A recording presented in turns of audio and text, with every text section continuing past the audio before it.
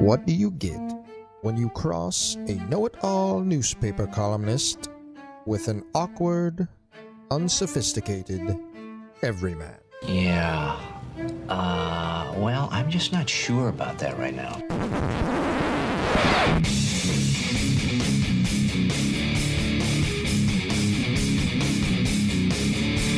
Welcome to Couch and the Rube. Welcome to Couch in the Rube, our Friday show presented by our friends at Firekeepers Casino and Firekeepers iCasino and Sportsbook app. Download the app today. Lose some money on the U.S. Open Golf. I am. Although there's some bets that are still in play. Maybe not Scotty Scheffler. Maybe back off on that. Or maybe he's the value right now. I don't know. We'll get into that in a moment before we get to your Groovy Donut Twitter questions. Jason, how you doing, brother? Not talking about this. No? No. The bottom line is I could see that game going one way or the other. What's up, buddy? Happy Friday. Yeah. Yeah, the U.S. Open bets are wild. I've been getting texts, and everybody's like, oh, man, my golfer's out. And this, like, you have to just be patient. You have to just pray that they make the cut. And you have to understand. And then just whatever goes from there. The golf, it's a ridiculous tournament. More than any other sport, golf is the sport you bet for fun. Oh, it is easily the hardest to make money on. And the reality is, if you sat out, just a lifetime thing, if you sat out the majors and never bet another bet again on the majors, you would have more money. If you sat out betting golf, that would be the start. Yes, do that. Right. Yeah. So there are other things. It can be fun, but it's just like regular golf. Yeah. It's torture. And with a little glimpse of fun, right? You get the Sepp Straka top 5 cash, the Memorial, then all of a sudden you get a little excitement. You're back in. You think you're actually a great golf gambler. You get a little too cocky. Just like golf. And then you get a guy like Scheffler, supposed to be the best in the world. The guy may not make the cut if he keeps it this. I think he will, but I think he just finished +4 under the cut line. Yeah. But it's like not great. It's not great. It's tough. That happens. Yeah. So anyway. We're going to dig into your Groovy Donut Twitter questions. I think this is going to be fantastic stuff. Good show. Some Michigan State football, some recruiting vibes, some blue wall talk, some hoops, some Tigers. Welcome to the blue wall. All of it there. Are we going to pound the bushes today? Huh? I don't even know what that means. What? We're going to pound the bushes on the show. Jim Hayos. Jim Hayos. Yeah. Did you know? Pound the bushes. I love that I think you just say your automatic go-to is like, I don't know what you mean. I played the sounder. Are we going to pound the bushes? I have no idea what you're talking about. I mean, what's going on here? Pound the bushes. We're going to pound the bushes today? We are. Are you not hearing Jim Hayos over there? I am. Right. Yeah. Come on, Couch. You okay? Major donor, Jim Hayos. I know who he is. There's a small chance this could be a 2-part episode, too, if you're listening live or you're listening separately. And we will see. I may have to jump off for an interview in the middle of the show. May not. So we're hoping we just go straight through. But if that happens, we would just power down and restart and do Can we just do it on the show? Just do the interview live? Like this. Right now, either you're stuttering or I'm not picking it up because it's a what. No. So, yeah, this might be a 2-part show. Could be our first ever 2-parter. All right. So I'm hoping that doesn't happen, but it is. Come on, Bob. What's going on? Yeah. You want to do it now or when? What are we so elusive for? I tell you what, you start winning around here. Man, oh, man. But can't put off Couch in the Rube. How dare you? Before we dig into your Groovy Donut Twitter questions. Yeah.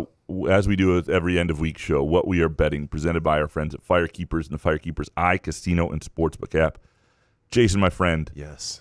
What are you betting this weekend, and are you hedging on all your golf bets? I'm not hedging. I'm still, the Adam Scott, top Australians looking decent right now. I'm kicking my own ass for not getting a piece of Sam Burns. Sam Burns, one of the best putters on the PGA Tour, and I'm just kicking my own ass. But I did this morning. I got a little piece of Victor Hovland at 14-1 before he made that double bogey. He was like 3 under, then he went to 1 under. So he's 1 under right now. He's top 5. Who knows what's going to happen this upcoming weekend? I'm not really hedging. I'm still a little happy. I mean, it's up Straka. Kind of puked on his shoes yesterday, but he was a 50-1 bet, right? Yeah. Like, if you want me, I'm just sorry. Like, some of these were 12-1 winner guys that I just wouldn't, I was sprinkling a little on my boy Sepp, so I'm still excited about some of my bets here. Rory to miss the cut, Ludwig tees off here shortly, so I'm still live. I'm kind of happy. And the Adam Scott top bad. Australian looks like it could be a really good play. But you can't get cocky. No. And like for example, I had a really long shot, like 77-1. I took a little on Benjamin Griffin to win, and those are the fun ones. Did you give that out? I don't think I did. I don't think I knew it yet. I listened to another podcast and got it later. Isn't that in the day. worst? Yeah, I didn't know about him yet, and so I apologize for that. But I'm saying I love when because I listen to something and I go, that's interesting. Like, you just feel like it's a tidbit of information that someone else doesn't have or the books don't have. Would have shared it had I known that before the podcast. But but Griffin, look, and he's probably not going to do anything. He's played one hole hot. today, but he's -1, and he's like 77-1. So that's kind of fun. That's what you want. You want guys.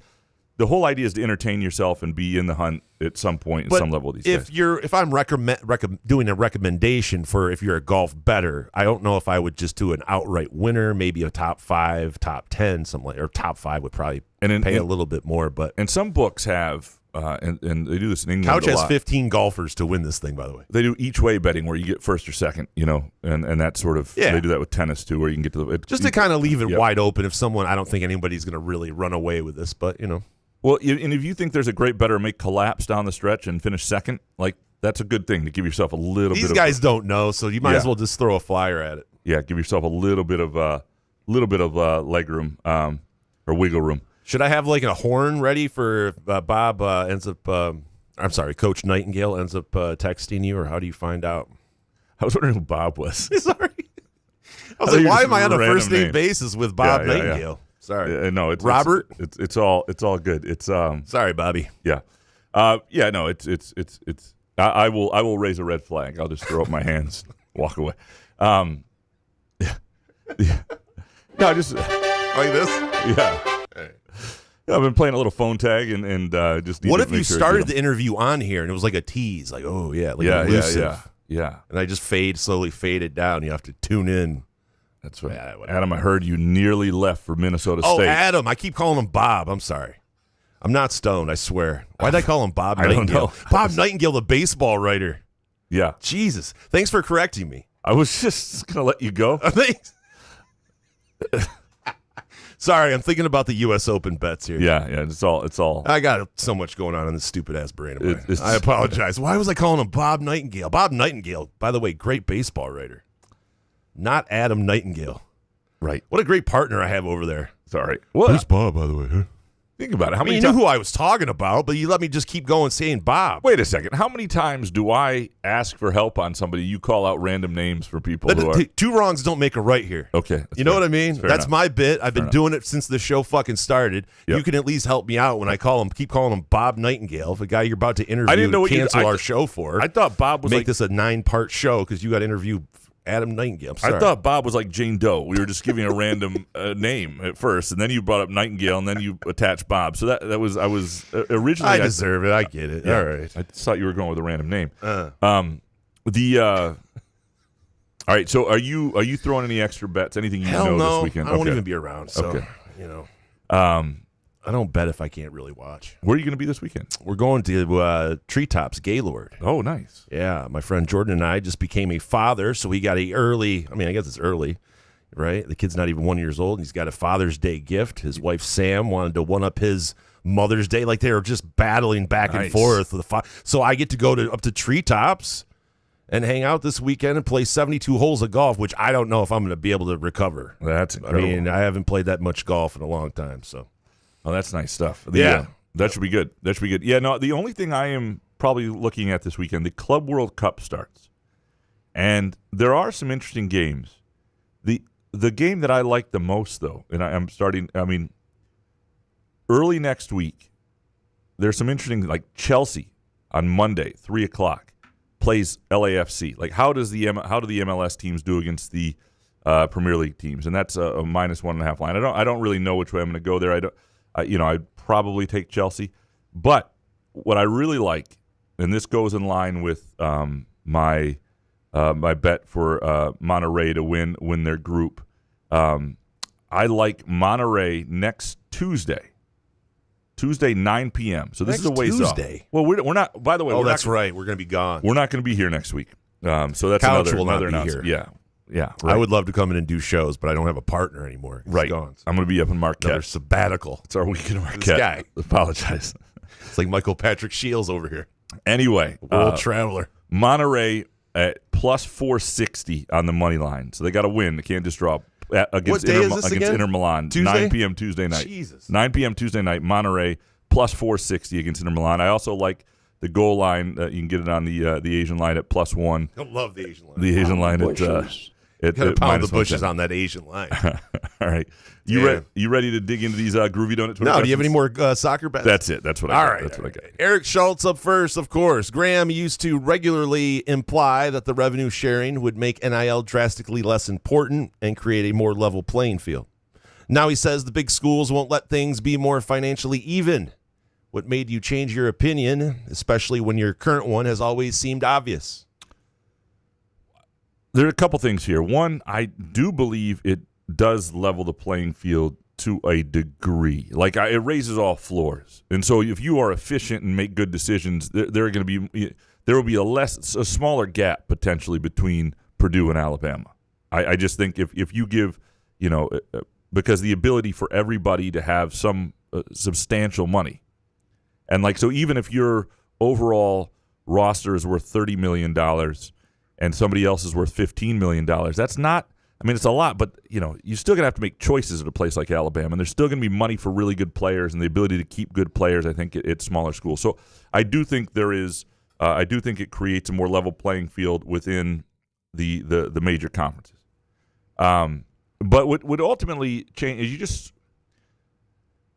I think when I look around and I look, Tennessee's already filing a lawsuit. I think there's stuff that's happening in Michigan that, Joe Tate, the House Speaker, had a post already about it, and I think you'll see it next week. There's going to be some NIL legislation introduced that is fun. Well, no, but I think it's the sort of stuff that circumvents everything the NCAA wants to do. Right away, people are saying, well, we want for our schools, be it from the school or from the state level, we're not going to stand for this. We don't want any limitations.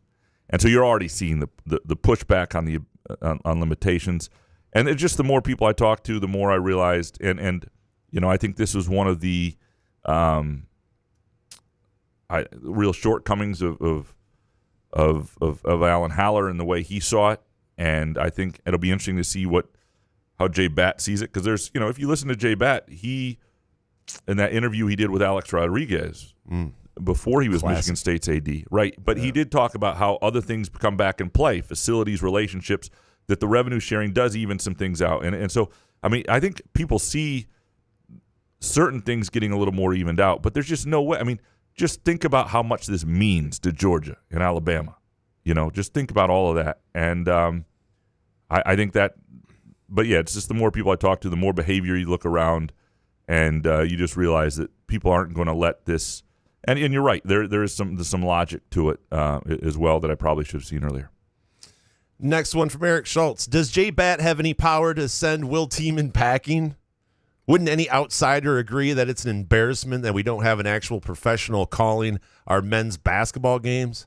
I know he owns the network, but my God, use a different network or something. You don't want to hear this? He got it! Oh. He got it! Oh. Jesus. You know what? If Jay Batt would have showed up like his second day and then just gave a middle finger to CMU and then shit-canned Will Tiemann, sent him packing, he would be a hero already. I think Day 2, Jay Batt. Bam. I don't know what he'll do, but he will have authority to do that sort of stuff. If you're running the athletic department and you think something needs to be adjusted that is... That'd be funny if he couldn't, though. Will Tiemann's off limits. Like, not even Jay Batt could do anything about it. I think he'll have the ability to do anything he wants in that level. So is that there's a possibility? I have not spoken to Jay Batt myself, period, in a group setting or anything. Will you ask him when you see him about Will Tiemann? Yeah, he'll probably be available next week when I'm off. But yes, next time when I do talk to him in August. You want me to go in your stead? Sure. yeah. No, Hey, J-Bat, Graham was wondering about Will Tiemann. No. Yeah. Sparty Barb next. Shout out to Eric Schultz, who answered my question about the Student Wellness Center. New question. Eric's always cleaning up our messes here. New question. The football team seems to be focused on recruiting offensive and defensive linemen. Is the strategy to pick up skill position players in the transfer portal? Well, I think you have to, you have to build your foundation on the offensive and defensive line, which, of course, in the trenches is the key to winning football, right? You have to build through recruiting. Now, you can supplement through the portal here and there, and if you're Michigan State, eventually you want to be able to lure somebody else's Derek Harmon or whatever. But ultimately, you want to be able to build and retain. And so those are the easier positions to recruit than they are to get in the portal. The receiver position is just one of those, and I'm not saying you don't want to recruit that dude. Their best receiver, Nick Marsh, is somebody that they, obviously got recruiting. But I do think, you okay over there? Yep, sorry. Water leaking. Okay. Had a hole in the water bottle. Okay. All right. Yep. Just wondered. We're good. All right. Water everywhere. Thank you. Yep. Let me know if you need a break. Good. Sorry. So anyway, but the diva positions, the skill positions, the guys were, they want playing time, they want opportunities, they want the ball. They think they're better than they may be. Those positions are always going to be more are going to be easier to get out of the portal. Quarterback position where you're talking about guys who there's only one starter at a school, guys that get unhappy or don't want to wait their turn. The portal is always going to be, I think, for the skill positions, just a better way to go. Chris Easelick next. Do you feel like there's a renewed optimism around the MSU football season because of the AD hire?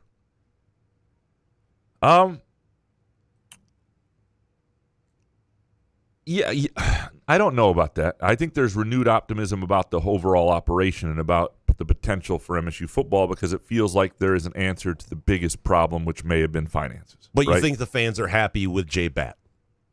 So far. Right. And no one's really just that pissed off about it. But there's a weird dynamic here because if you think about the football season that's ahead has nothing to do with J-Bat. The recruits that they're getting commits from, which also don't mean anything at this point, and neither do the recruits they don't get. Nothing in recruiting means anything at this point, really. But none of that has to do with this particular season. However, if you're a fan of a team and what you really need to, and they're in the position Michigan State is, what you need to see is a program that can build into something, right? And so to me, that is if you feel like the progress, whatever progress is made this year, has a chance to actually be progress towards something because the operation around the coach is in a better place, then I think that adds to an optimistic feeling. I don't know if the actual season. I mean, there's the Alan Haller J-Bat changeover, the commitments, pledges, whatever you want to call them, that Michigan State's getting in a decent clip right now, including offensive linemen. That's all in totality a good thing, but it has nothing to do with this season. So, but anytime there are better vibes, people start to look at things from that perspective. Next one from Chris, a bonus comment. I was dying laughing at Jason talking about upper deckers last week and listening to Graham go, like a disappointed dad every 2 minutes during the story. I was the one that was disappointed, Chris. He didn't know what an upper decker was. Like he's above that or something. I'm not saying you have to do one, but you've never heard of an upper decker talking with your. I don't know why I think everybody knows what I know. I've had a pretty sheltered existence. I think so. Yeah. I think your friendship base, I think you guys never would ever think about stuff like that. We did a lot of youth group trips and, a lot of that stuff. Yeah. And, sheltered. Andrew Zuiza, with revenue sharing, you say the floor will be raised, but won't the floor only be raised relative to non-Power 4 schools? And anyway, what could the revenue sharing be for a MAC school? Which conferences does $21.8 million apply to? Yeah, you have to opt in. The MAC schools aren't going to be able to afford that. And not everybody, you have the choice up until the end of this month, until the end of June to opt in. And so I think at schools in like the new Pac-12 or Mountain West, there are schools that are probably looking whether they want to be involved. But the MAC is screwed. I mean, there are parts of college football that will be worse. They will never be as good. The dynamic just isn't going to be there. And this is in basketball too. There are issues like this but in football, you'll see the gap, and you won't be able to before revenue sharing, the idea, even if you had the transfer portal as it is now where you didn't have to sit out, the idea that you could be at a Mid-American Conference school and then if you got good enough transfer and play in the Big Ten, you understood that from an experience perspective. It's what Jaden Reed wanted to do. Jaden Reed did not leave Western Michigan for Michigan State for money because there was no NIL at the time that he initially did it. But you could also make an argument back then that there was no point. Like if you were a MAC school, you could sell somebody on sticking around. I've often talked about was it the 2009 or 10 Super Bowl that Greg Jennings was in, and who I covered at Western Michigan when I lived in Kalamazoo, by the way. No kidding. And that Super Bowl, that particular Super Bowl, had 18 guys from the SEC, 15 guys from the Big Ten, and 15 guys from the MAC. Like there, it just showed that sort of how many guys the MAC was actually producing. You can look at the number of receivers and linemen, guys from the MAC, a lot of them. So the MAC was not prohibiting a player from getting where they wanted to go. It was sometimes a great experience. The levels weren't that different. I remember Brian Kelly gave an interview once after he went to Cincinnati, I think, from Central Michigan. And Cincinnati was like 9-0, 12-0, whatever they went.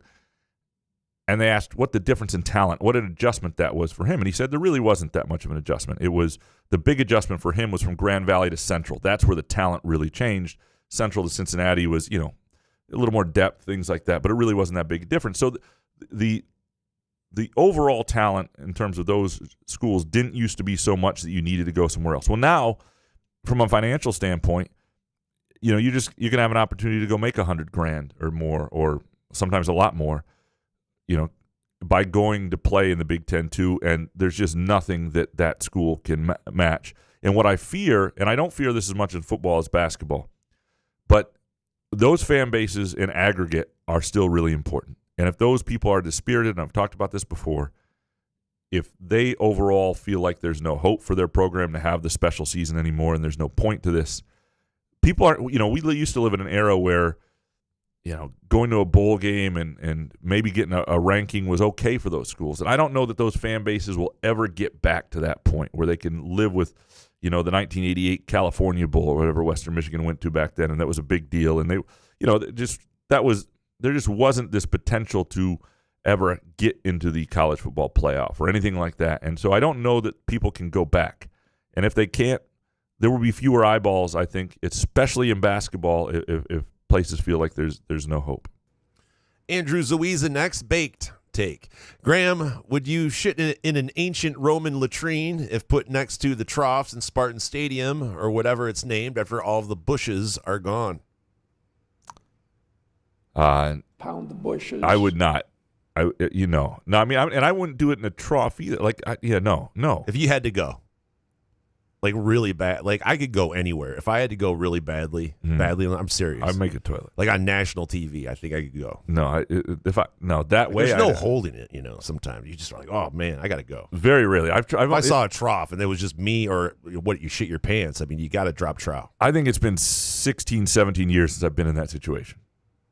Since what, you shit your pants? No, since I was like so desperate for a toilet in that sense that I just remember running up to my apartment in Kalamazoo. Really? But it's been that long.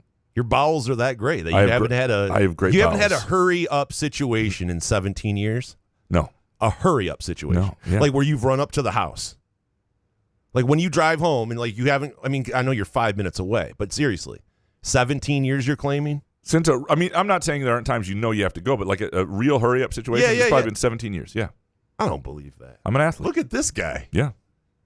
Yeah. I do hear your voice in my head when I take a shit.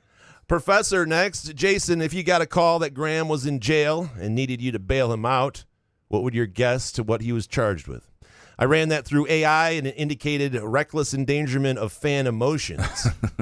Seems plausible. Runner up. Accessory to athletic disillusionment.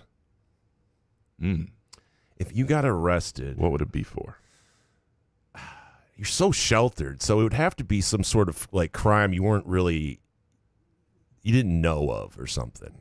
Yeah. Like you missed out on a piece of paperwork that all of a sudden you were in some Ponzi scheme or you helped. I think Graham would be like he helped like someone on the run, right? Whatever that charge is, it would be something like that, or freak offs like Diddy. I don't know. There's no in between really.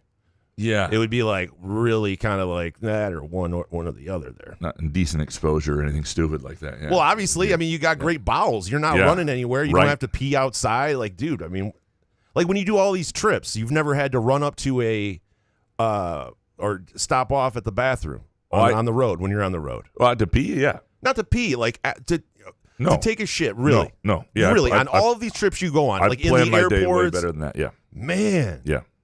Do you take probiotics? No. This is all natural. Yeah. This guy. I'm just a talent. Look at this guy. Yeah. Damn, I need to get on the treadmill more. Yeah. Jebediah, more important for recruiting. J-Bat or the green and white double-decker McDonald's? That helped him land a recruit, apparently, really recent. 4-star offensive lineman. Really? Yeah. Because of a double-decker Mickey D's? Yeah. That's a bit. He's trying to get some sort of NIL deal. Yeah.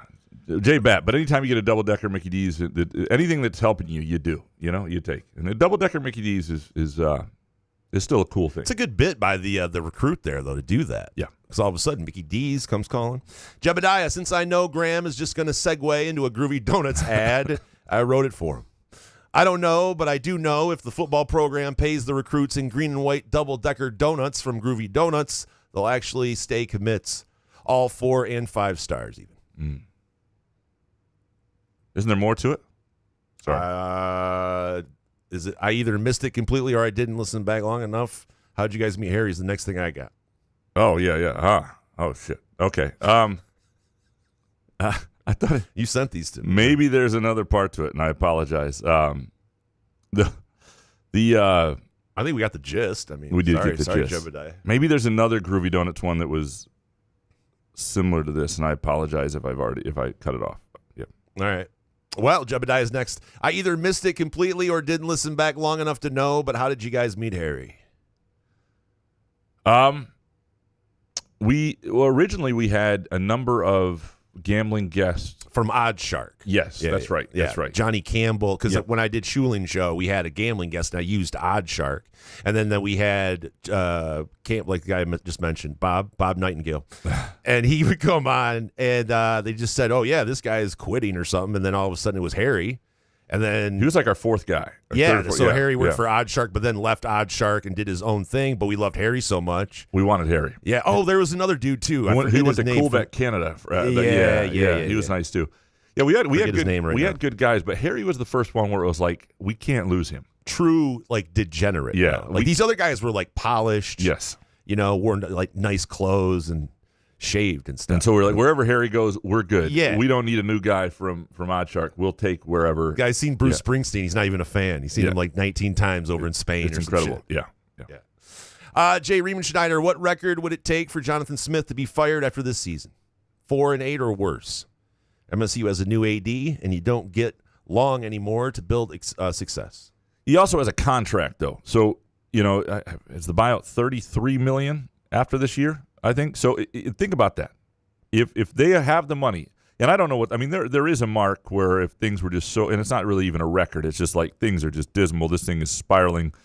Whatever. I mean, you've seen that in college sports. I don't think it would happen under Jonathan Smith, where you get to that point. But the point being, if it's just a tough year again, where it just doesn't look like they don't really have enough pieces yet, at $33 million, you got to really believe he's not the guy, because for $33 million, you could build yourself an top SEC roster and answer a lot of the questions. So you got to believe he can't do it with the amount of money, and and they haven't had the amount of money needed. If they take have a piece of that and get Izzo his second natty. If they have $33 million to buy out Jonathan Smith, then they fucked up in other ways, because they should have been giving Jonathan Smith the money beforehand to give him a legitimate chance. If he gets fired before he has resources, the columns I write will not just be about him. It will be about the donors and the administration and how much they screwed this up and how little they deserve good football. Because that again, it's not just, I understand new AD, not a lot of time. And I've heard even Rico said, this is a big year. Rico was he not looking at the fine at $33 million? MSU right now is like cutting chemistry professors, or what, I don't know if they're doing that, but I shouldn't fix that in post. But they're making a lot. They're trying to whittle down a lot of money across campus. They're whittling money in the athletic department. Everybody's cutting back, Nobody has $33 million lying around, and so I don't think it would have to be a mess of epic proportions to even consider it. The Hondo Carpenter of Southern Maine. Has more ever been expected from the 11th guy in the previous year's rotation than it is from Kurt Hang? But I blame Couch for that. Couch brought on the Kurt Hang. You mentioned Kurt Hang a lot. So there's going to be pressure on Kurt Hang. Yeah, but I think there's hope for him. But part of it stems from the idea that last year's team did have great depth. So there aren't many guys who are 11th guys one year who were behind a 10th guy as strong as Michigan State had, at least when you look at the guard positions. Like, you have to look at Kurt Hang differently than an 11th guy. I would look at him more as the guard behind, Jeremy Fears, and Kurt Hang's not a point guard. So the guard behind Trey Holloman and Jace Richardson and Jaden Akins. So he was really the fourth guy who could play off the ball guard, and that's really the kind of the way to look at it. But you're right that there is a lot of hope that he'll be able to take that step, and part of it is I think they know he could have played more last year if there had been a place. There wasn't, because they had great depth, and it would have been interesting if they had needed him and he had played all year. What would have his best games looked like? What would have his season looked like? What have, sort of the arc of his year? And obviously we don't know that. I think it's the Xavier Booker PTSD of just hearing about a guy, and then it's like the season comes, and it's like... But Kurt Hang was in, not that Moneyball, the Pro-Am again starting at the end of this month, but is not like indicative of a season. We know that. But he was the MVP of the Moneyball Pro-Am. Like, he was not some shy guy who was unwilling to take shots, around team. He looked like a really capable player. And again, Pierre Brooks once averaged like 40 a game in that thing. I'm not saying... I was about to say, guys are passing up shots in Moneyball? I don't think so. I'm not saying that, but yeah. Even if you play, you'd start pulling at that thing. That is true. Still disappointed you're not playing this summer, but... Yeah. Oh, I got a hip injury. By the time you're 50. Hip injury. Yeah. Bag RE next. Can we get a GoFundMe to pay for a car service so Jason can get super stoned and answer questions? I'm done. What a sponsorship. Is there like a car service sponsorship? We can just say, hey, Jason is actually brought to you by... At some point, I'll just Uber you in and out. There's no Ubers to Ovid. They would go to Ovid. If no way, dude. I don't think Ovid has any... Do you have Uber on your phone? Yeah. Well, next time you're home, just see if pull up the app and just see what happens. In another week, since you're taking a week off, I'll have to wait for this bit. Original Dark Antonio. When did you guys know that you wanted to take it to the next level with your Imarata? Imarata. Is that like our significant other? Hold on, let me Google that. Let's hope it's not like upper decker Imarata. He got it! I am the passenger. Peacock. And I ride and I ride. I ride through the city specks. I see the stars come out of the sky. Okay. Well, so it's sort of... See, if I get super stoned, though, I'll just play that whole song because I was into it. Yeah. So I don't know how great it would be if I got super stoned. Inamorata. It's a brand for women that offers a range of swimwear. Uh-oh, I'm going to get ads for this now because I Googled it. Uh-oh. Couch is going to get a bra. But I think what was meant is women. It meant women? Or our women, our wives. Yeah.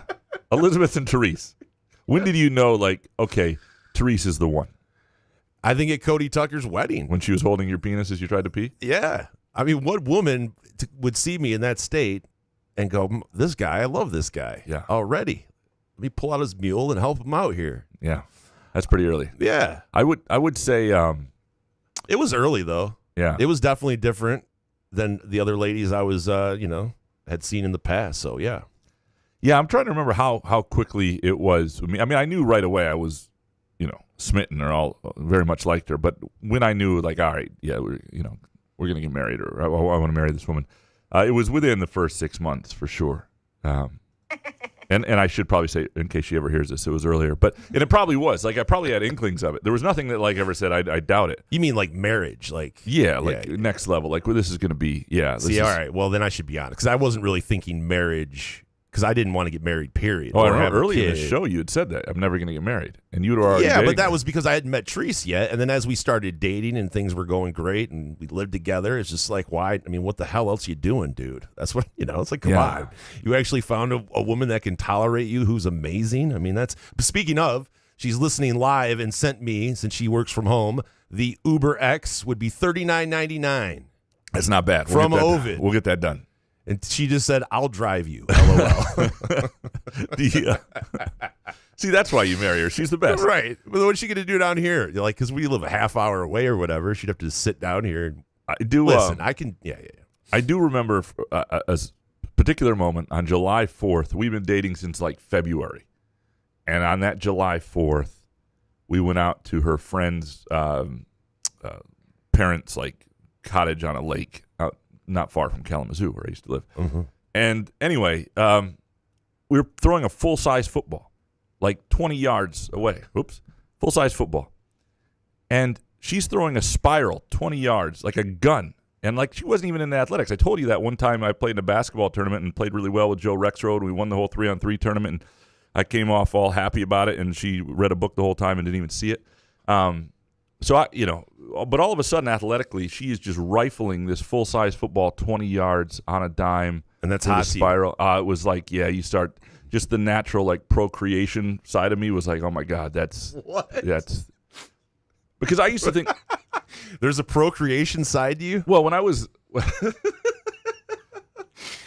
hope that side doesn't come out here when we do the show. I shouldn't tell this story, but when I was younger, I used to think, like, my dream when I was in high school or college was at some point to like hang around college track programs to meet my spouse, just so you know.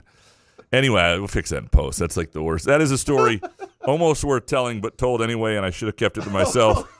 Presented by our friends at Midtown Brewing Company in downtown Lansing. And by the way, Midtown Brewing Company, Thursday, June 26th, Disney-themed trivia. Disney-themed trivia at 7 p.m. Get a team together. If you go to Midtown Brewing Company on Facebook, you can click interested. You'll get your updates. You can sign up there. But just get a team together. Midtown Brewing Company, downtown Lansing. They have trivia every Tuesday. But Thursday, June 26th, there's that side 7 p.m., 402 South Washington Avenue, Disney-themed trivia. If you're into Disney, great time to get a team together and show your teeth a little bit. All right, yeah. I was just thinking about you just having procreating with a track star. Like, what would come out of that? Oh, man, I'm crying. All right. Where are we at? Dark Mantonio, original. OG. Do you think MSU football fans would take Michigan's 2021-2023 all big, whatever that word is? The Big Ten wins. Yeah, all the big wins. Sorry. Yeah. Big Ten titles, beating Ohio State in national championship, as well as the hamburger stuff. The Stallion stuff and all the hate and ridicule, along with the good comes the bad. Yes. Michigan State football fans they have a lot of reasons to resent Michigan. They go back, more than go back 70, 80 years or beyond. But they and recent reasons. But they would absolutely take everything that's happened to Michigan over the last 4 years and be in those shoes, because it's a better place to be than where Michigan State is. I'm not talking about Michigan. Matty B, it's great seeing MSU finally getting a 4-star, especially on the O-line. Could the Detroit News really not help themselves and say fringe 4-star in the headline? Come on. There's no way that they do that for Michigan. And from George Wishart. Just this week, MSU gets the commitment of an offensive tackle from Arizona, ranked number 373 in the 24/7 composite. Connor Eargood called him a fringe 4-star. The top 423 recruits are considered 4 stars. The day before, Michigan got a commit from a defensive lineman that was ranked number 411. Does fringe 4-star show up in the Detroit News headline or article? Nope. He's just a 4-star. No qualification. Same for another 4-star commit Michigan got, who is ranked below the MSU recruit. And it keeps going. Sorry. My question is this. When stuff like this keeps happening, media outlets taking a lesser view of MSU recruits that are ranked higher than Michigan recruits, why do folks in your industry keep insisting there's no such thing as a blue wall. All right, so let's dig into this a little bit. Yeah, I did see that. It's Welcome not to the blue wall.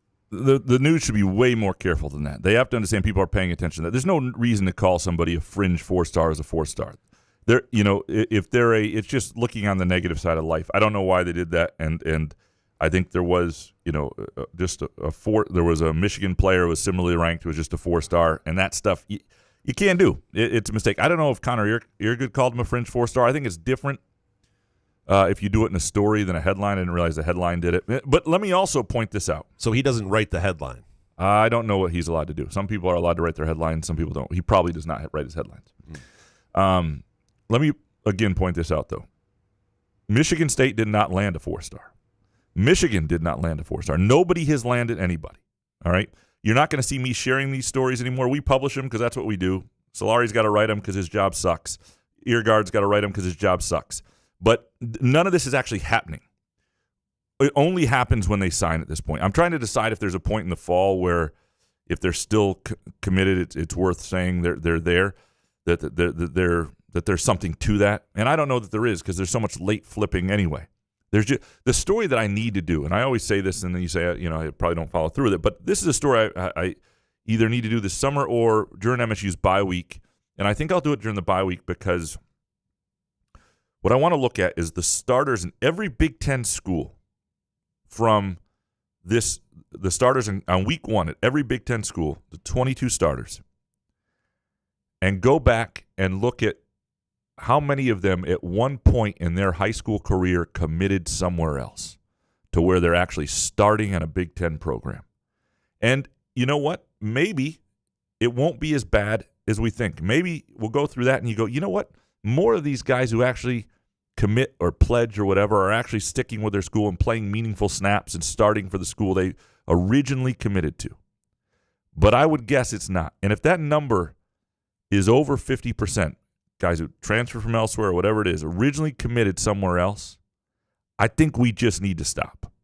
We need to stop giving it air and oxygen. I understand there is I don't begrudge the way 24/7 and Rivals and On3 make their living, but they're just pushing bullshit, and it's not like, unfortunately for high school kids, even if there is a high school kid who's truly committed to this, it's the boy who cried wolf at this point. It's all bullshit.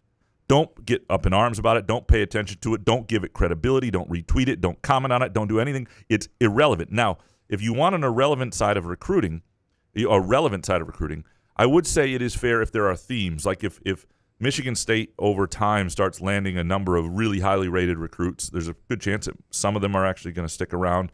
That's a good theme. That's a good uptick. There can be themes in recruiting, but no individual recruit is ever a thing, ever, because they haven't done anything. They haven't actually committed because their peers, their predecessors, fucked it up for them. So they don't get that right. They don't get the press conference. They don't get any sort of acknowledgement that they've committed. That does not exist. To me, it's not a story. And basketball is different. In college football, it is not a story. They have done nothing when they actually commit to this point. Matty B, there seem to be some slight rumblings that former players don't feel involved with the football program. Do you hear the same thing? I have not heard that from anybody. Sometimes you see that happen with new coaches, and so it would depend on like how recent the former players are. Are we talking Mel Tucker era former players? Are we talking longtime former players? They're still doing that alumni Spartan Con thing or whatever. They started doing under Mel Tucker. Does Johnny Spirit go to that? I don't think they invite him. I don't think he's invited many places in life. Yeah, we don't have enough time for all of that. But I don't know. I'm not saying you're wrong or the other people aren't wrong, or I just haven't heard that. Matty B, what do you think Jonathan Smith can do to be more visible during the offseason? I wouldn't do a thing. He should be himself. He just needs to win. Nobody cares. He just needs to win. Just win. Right. Be yourself. Don't do anything that's not you. Just absolutely win, and people will be okay with who you are. Skylar Verdon, how do you feel about the lawsuit coming from female athletes claiming Title IX is being violated? I'm sympathetic to the female athletes, but feel they need to be real about where the money is coming from. Yeah, it's an interesting deal, and I'm not saying it's kind of like the WNBA. It's the same thing. Well, women cry poor, but then it's like, where's the money? It's coming from Caitlin Clark right now, but well, there is the WNBA. The salaries are increasing. The league is growing, and they're doing a lot of good things in the last few years. Hold on, no, I'm not. But these are different things. I'm just pointing out your analogy being shit. It's not shit. Well, the NBA has paid for the WNBA for 2 decades. It did like, for a long. listen, I'm rooting for women's basketball. I like watching some women's hoops. I'm not above it. I'm not trying to even shit on it. But the fact that some of the women think that they deserve more money or they deserve, certain things like the NBA guys, that's where you lose the argument. You deserve the same money SGA makes? No, you don't. Well, hold on. I think it's something that needs to be evaluated over time as you move forward, because you do see the ratings and the attendance for women's college basketball, the women's NCAA tournament on the rise. You see a lot of, and that's past Caitlin Clark. That's this past year too. So I'm not saying things aren't changing over time, and generationally, if you invest in those sports, and there might be as many eyeballs. However, that said, the bottom line in men's basketball needs to check itself too. Like, football is what pays for just about everything. Men's basketball pays for itself and like one other big sport, right? Yeah. Hockey breaks even on its best day. And so the idea that, when you talk about revenue sharing and what's, that I don't view Title IX, I don't view what's going on with revenue sharing as having anything to do with Title IX. To me, Title IX is opportunity.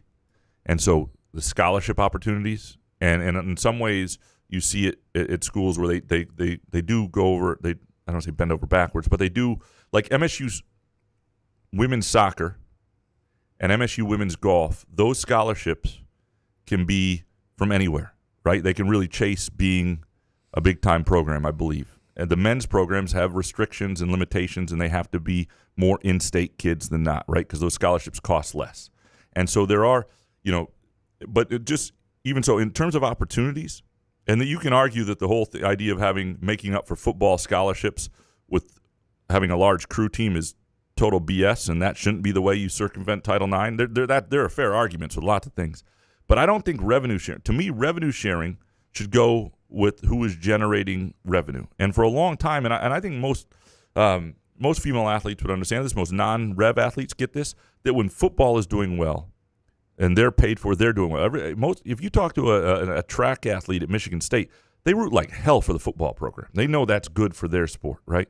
And in terms of revenue sharing, and a lot of what's being held up right now is the back pay too. So I'm not sure what'll be impacted on the front end with this with current payments. They're not being held up. And I do know this. Alan Haller once told me, like, there are going to be lawsuits either way. You're going to get sued, so you might as well do what you think is going to be the winning side of this and what's right for this situation. So they knew these lawsuits were coming. More are coming. But the Title IX lawsuit was always going to come. I do not think revenue sharing has anything to do with Title IX, but that, some people interpret it that it does, and we'll see how they absolutely rule. And it could get messy if the rulings go one way or another. Max, I enjoyed the Springsteen talk from Wednesday's show. The boss and I go way back, even though I never met him. My favorite Springsteen concert moment, wasn't one of his shows. It was the quest for tickets. He was coming to MSU in the fall of '78, and a group of us needed to be there. So my girlfriend at the time, Mickey, and I volunteered to get them. We lined up outside the Union the night before they were scheduled to go on sale, along with several hundred other fans. It was freezing cold, and someone at MSU had a heart and let us all into the building, and we spent the night in a stairwell. It was a riot. Needless to say, we got the tickets and had a great time at the show.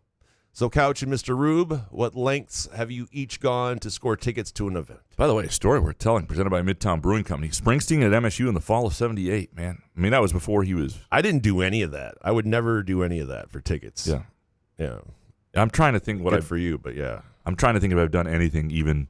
I mean, we used to have to go get them before. Obviously, it's easy now, but you have to go to a record store. Like, I was at the tail end of that. Yeah. Like Warehouse Records, or where you go get the tickets. But I would never, if you told me that I had to camp out overnight, I was a fragile boy back then, especially. I was like, there's no way. I wouldn't do it now either. I always was amazed by the Izzone back in the day. Like, they would camp out. Like, even when I was in my 20s, I was like, Jesus, really? You think they spend all weekend in a tent? I've been on the front foot of things. Like I've known tickets were coming out, and I made sure I was there first. But I've never been grossly inconvenienced. I did something unethical once, slightly unethical, that 17 years ago I still feel a little bit bad about. When was it outside a track meet? No, it was not. I was not perusing women at track meets. I was. They're never going to let me cover a track meet at MSU again. Keep couch away. Don't worry, I'm married. I'm married. Don't worry about it. In 2008, when I was the backup beat writer for Booth Newspapers, which now I'm live on the covering the Tigers, I was at Comerica Park, and I knew I was only there for that week, so I was there for it was a 4 or 6 day set, and I got wind that Maglio Ordonez was going to be out getting a rehab assignment in West Michigan the next Monday or Tuesday, whenever it was. And so this is before Twitter, mind you. So you didn't report. You did post stuff online back then quickly. But I went online and bought for a few buddies of mine 4 tickets right behind the plate, first row right behind the plate for that game, and then posted the story that he was going to. So I bought the tickets for myself before you posting that he was going to be playing in Grand Rapids for a couple of days, and it's about the same as his story. It's Springsteen's story. It's unethical, but it's unethical. What I did, what he was fine. What I did, I would never do today. By the way, we were getting some feedback about the Sean Windsor jail story about how terrible it was, and I was kind of defending him because I didn't know if you let Sean know when you contacted him. I did say prison stories in the text. You did? Yeah. Okay. Yeah. Because I felt like, okay. But he might have thought prison stories for you. He might not have known what we were So you just said prison stories? Yes. To him? Hey, do you want to come on and tell prison stories? No, I said we'll talk MSU athletics, U of M versus the NCAA, Tigers, and prison stories. And he didn't once go prison ? Oh, he was like, sounds great. Because I feel like maybe he would have said, Graham, this story isn't that great. I thought it was a good story. It was terrible. What do you mean talking about, dude? He almost got a DUI on a motorcycle. Even he was like, I can't believe you're making me tell this. He tried changing the subject. I'm just saying. I just was trying to defend Windsor because maybe he didn't know what, I would have said if I had that story and you all of a sudden texted me, although you did text in a roundabout is a weird way, but, I'd be like, I don't know, Graham. You don't want me to tell this. It's not like you who spent 72 days in Gen Pop. I mean, it's a little different. Absolutely. I'm just saying. I think even Windsor would tell, listen, it's not that great of a story, but if you want me to tell it, I guess. But all right, Gorjo next. It's Friday the 13th. What MSU or Detroit sports curse do you most believe in? I think the Bobby Lane curse was real. And shout out to Jeff Daniels for freeing us from it.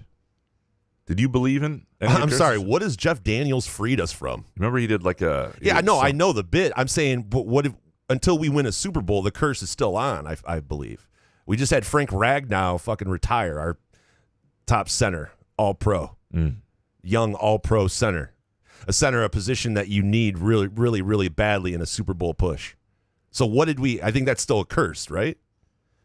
Why? Because we're playing well? We played well in the Stafford era. We won 11, 12 games in the Stafford. I understand it's different, but, is a curse lifted just because you win 15 games? We got to win a Super Bowl. They did have more injuries than I've ever seen on a or defensive get to a side Super Bowl. What about the San Francisco game? That's a fucking curse. We were up, fucking 17 points here? Don't get me started on this.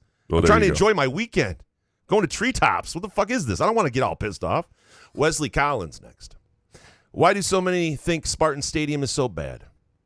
East Side is old and ran down, but college stadiums aren't in the same league as pros. Even with the East Side, it's top half of college stadiums. I don't know. I don't think it can be that bad. I've heard a lot of people defending Spartan Stadium, right? I don't think it's that bad. I think it can't be that. Well, I think I think it's got some charm to it, but I like old stadiums. And I like troughs. I do think what I hear more about is the game day experience. And I think that can be, if you have the same stadium and the in-game experience is better in terms of the sound quality and videos. And the other problem you have is all college football experiences suck now because you have 3 minutes of action, 3 incomplete passes, 4.5 minute median timeout. It's not a good product. We are obsessed with it. It's heroin, and so we need it, and so we're there.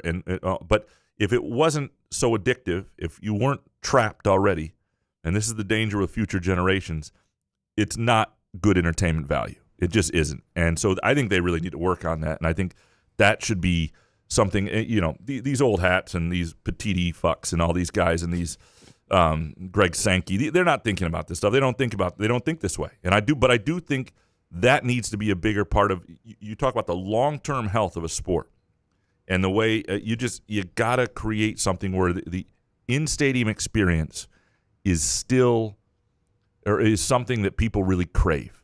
They crave the recruiting, they crave the nostalgia, they crave the winning. But I talked to a lot of people about this. The amount of time of dead time in a stadium between plays, or not between plays, but like between possessions or whatever, the amount of media timeouts, like there's got to be more creativity there, and not just in how you entertain people, but in shortening the time and doing advertising a little differently. Wesley Collins, why don't other papers cover prep sports as well as the LSJ? Thanks for the high school coverage. Appreciate it, Wes. And props to Mara, his daughter, who finished second in the pole vault. So she's listen. Stay away from track and field.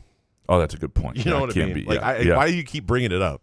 All right, we are going to have to take a quick break. We are going to have a second half to this show. Ooh. And we'll talk soon. Couch in the Rube. We'll be back.